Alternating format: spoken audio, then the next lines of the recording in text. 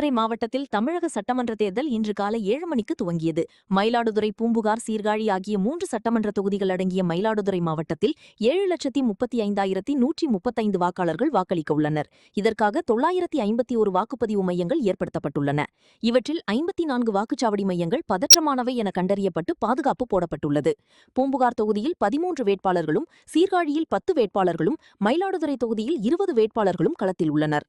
959 வாக்குச்சாவடி மையங்களுக்கு 1504 வாக்குப்பதிவு இயந்திரங்களும், 1140 கட்டுப்பாடு இயந்திரங்களும், 1235 விவிபேட் இயந்திரங்களும் அமைக்கப்பட்டுள்ளன.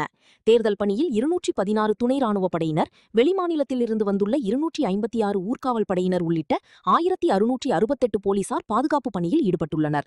தேர்தல் நடத்தும் முதன்மை அலுவலர்கள் என 4544 பேர் தேர்தல் பணியில் ஈடுபட்டுள்ளனர்.